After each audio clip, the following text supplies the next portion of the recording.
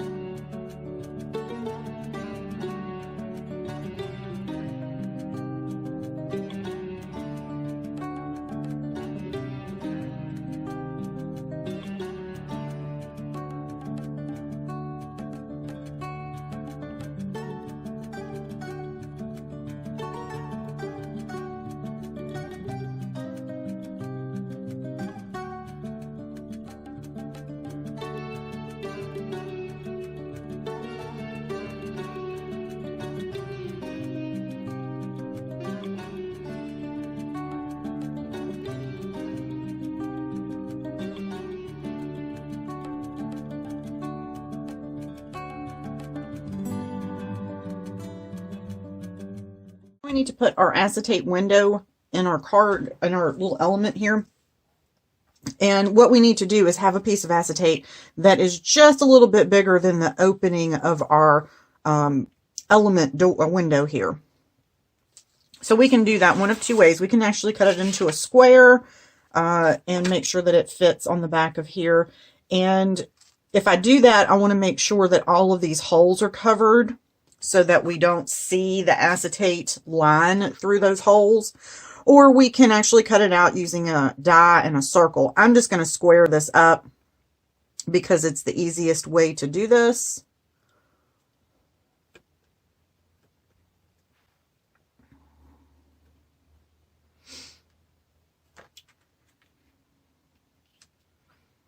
And I need a marker. Cut it right there. Cut it right there. And then I can trim off the corner as needed. Round off those corners. So now I'm going to set that aside. I'm going to zoom out here.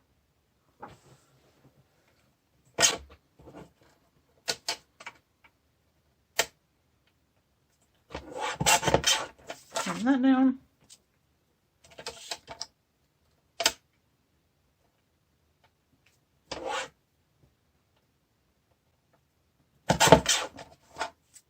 Okay.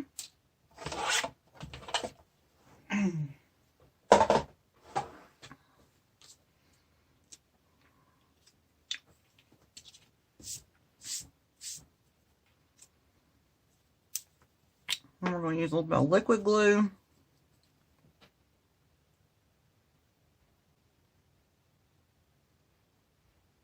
And go along the inside of this right here.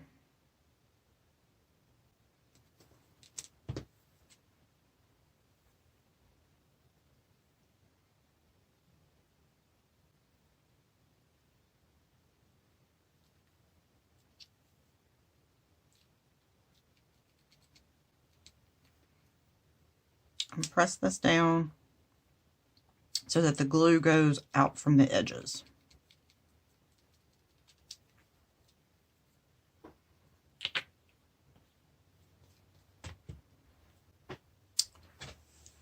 And now I'm going to take a pair of scissors. I'm going to hold the acetate and trim off the corners.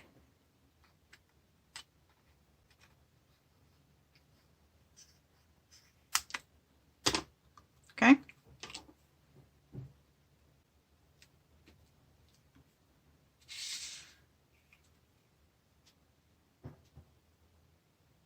Alrighty.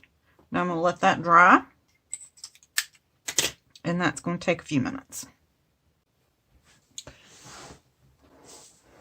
Off camera, I also stamped a little itty bitty sentiment that's part of that stamp set.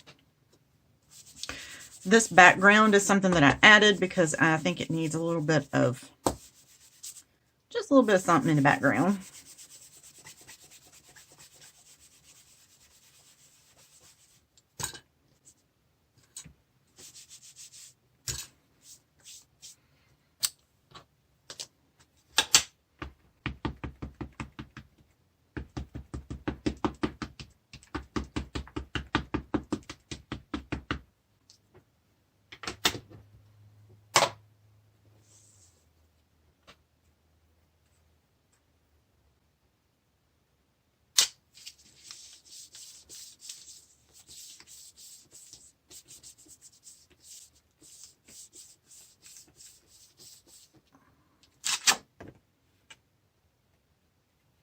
Okay.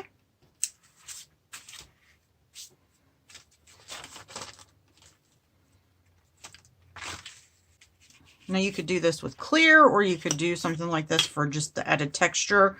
And I'm going to do this in black because it's sitting on my desk.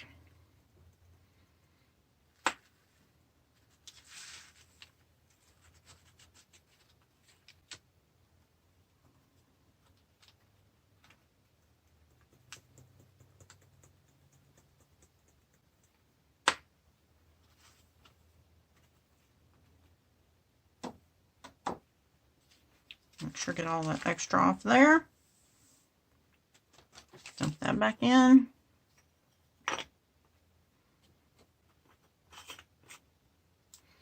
And when I have a background like this that I want to heat emboss,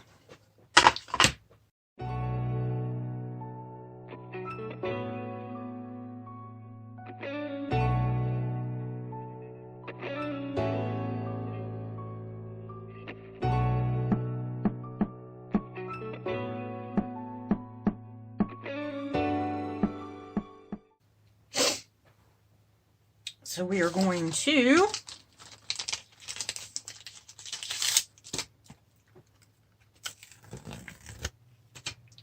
now notice this is a little bit thicker because I want to be able to put stuff in here. And yep, this has holes in it. So what I'm going to do is avoid the holes, but still put foam tape in here.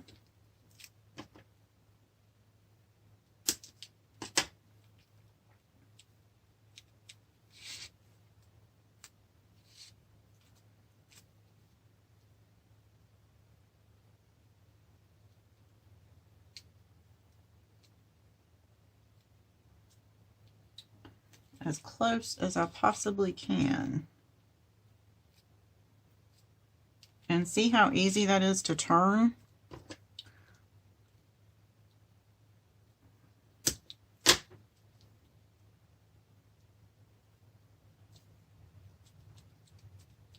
Okay, we'll make sure this is nice and stuck down.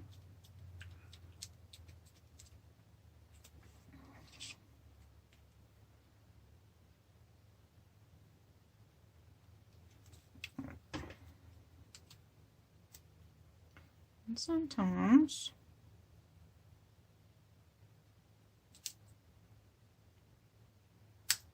I need to improvise a little bit.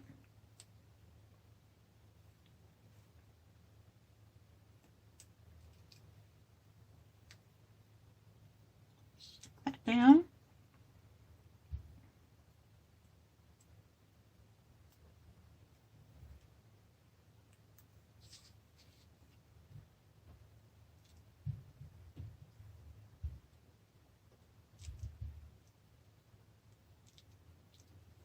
Yeah.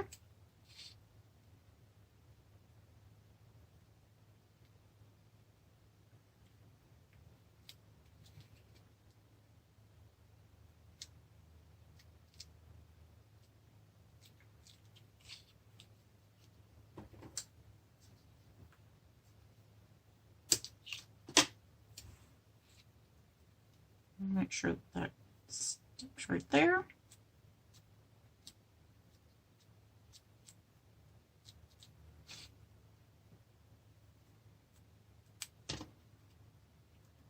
I need just, well, that went fine.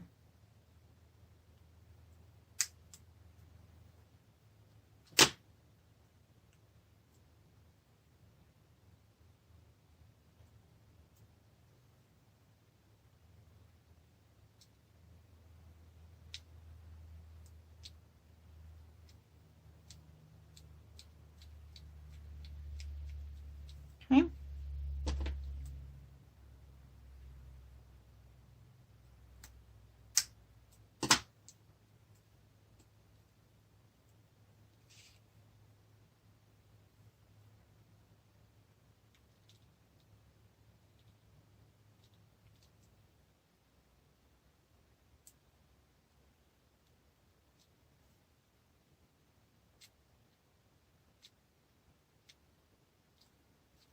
Make sure I can't see it.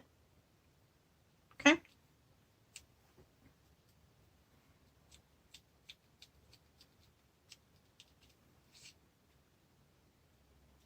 Now, this is where a lot of people get all messed up because you've still got to peel all of this off, but you still need to put your shaker bits in here. So what are we going to do? First, we're going to zoom in here. I'm going to sprinkle, not quite that many.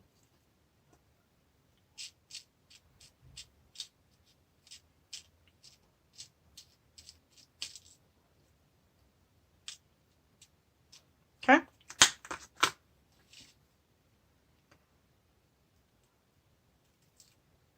And I'm going to hold this down with my left hand.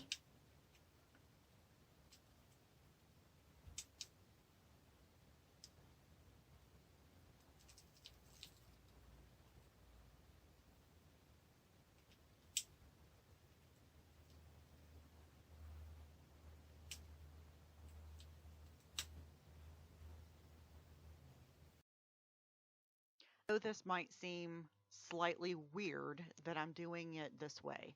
However, you can utilize your grid mat to make sure that the element is going to be where you want it to be on the front of your card. And I'm going to show you how to do that.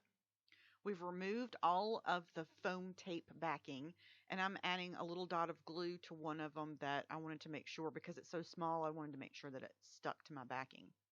So I'm going to flip the element around in the proper orientation, how I know I want it to be on the front of my card panel. And I'm putting it in the center. No, I'm not using the X, but you definitely can. That would be very, very easy to do. And then I'm going to align my card panel in the horizontal and the vertical grid. I know where my element is, I know where it's going to be, and then I'm just going to put it down on there. That's it. That's all you have to do. You can actually center that in the X on your cutting mat or whatever cutting surface that you use and utilize it that way. Absolutely you can. Now I'm just going to add my sentiment and it's going to be all done. Simple, fun, easy to use.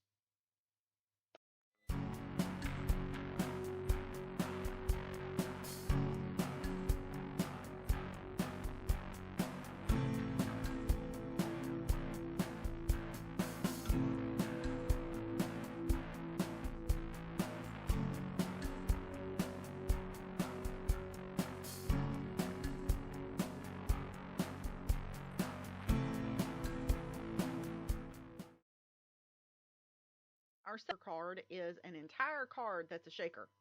I am going to heat emboss a sentiment, this great big huge sentiment on the front with heat resistant acetate. Say that 5 times fast because man, I can't. Okay. Be sure that you use a massive amount of anti-static powder tool on this. You can the panel after you've already done your heat embossing.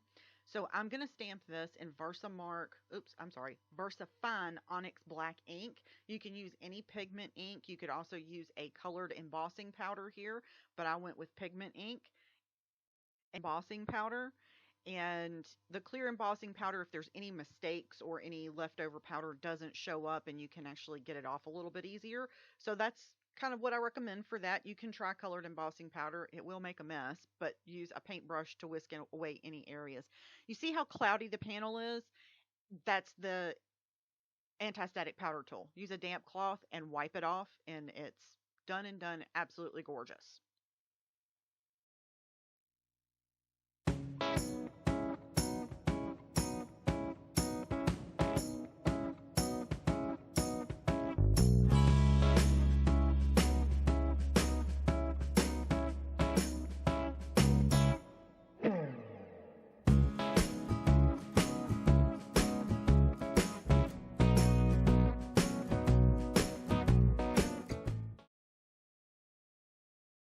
Glued in the acetate sheet into our frame. The other option that you can also use to when it's simple straight lines like this, you can use double-sided tape like score pal tape, that kind of thing, to put your acetate sheets onto squared surfaces because it's really easy to do. We're using the same foam tape that we used previously. Make sure that when you're doing something square like this, that you cut off the ends of it when you're trimming the foam tape down to make sure that they're pretty squared off so that they butt up together and you don't have holes in it. One complaint I see pretty often for shaker cards is that the shaker bits get stuck to the edge of the foam tape around the edge of the card and they don't shake loose. So there's a couple different reasons for that. One especially happens if you trim down foam tape, like you take something that's a little bit too wide for what you need and you cut it in half and then stack the pieces. That adhesive is showing. That's one of the things that happens. The other thing that happens inside of that shaker card itself is static electricity will keep them in place and they will stay there. They will stay stuck up against that edge and it's not necessarily sticking to the foam tape or any piece of adhesive. It's just static cling. There's not really a good way that you can get rid of that static cling. What you can do if you're concerned about adhesive, take your anti-static powder tool and run around the edge on the inside of your foam tape before you take the release paper off of it. And that'll get rid of some of that excess adhesive that's there to eliminate that part of it. But the static cling, you're never going to be able to get rid of. It's always going to be there. Just the nature of the bits that we put in shaker cards, they're moving around, and acetate. That's just going to always happen. The one thing that I do really like to do with the backgrounds, if I'm doing this full panel, you'll see here in just a few minutes, and it's to make it look more deliberate so that you don't really notice that shaker bits are sticking to the sides. And that is to glue down some of the shaker bits on the background itself. It actually gives the shaker bits a little bit more friction to work off of, and it really looks cute when everything is settled to the bottom. You still have some that are floating around there. So I'm going to finish this up, and then we're going to put our card together here. One thing that you also want to do when you're putting your shaker cards together is to make sure that all of the foam tape is stuck down securely. And here's the anti-static powder tool. I have not pulled the release paper off yet. I'm just running it very lightly on the inside of that because I don't want the acetate to be cloudy. And I'm making sure that there's no extra stray stuff in there. Now this one we're going to do a little bit more traditionally, and then I'm going to put the shaker bits on the background and then put the top on it. Keep in mind, the taller your foam tape is, the more stuff you can put in your shaker card and have it shake freely. If your acetate is too tight to the paper, it's not going to shake as freely. So we're going to finish this up, and I'm just going to play some music and watch the rest of the card come together.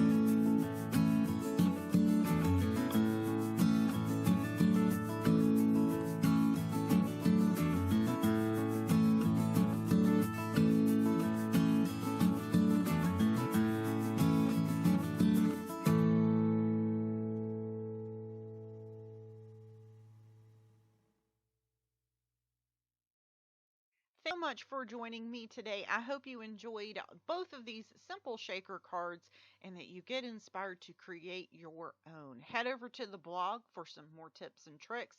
And of course, all the products are linked below. Just click and shop. Thanks. Have a great day.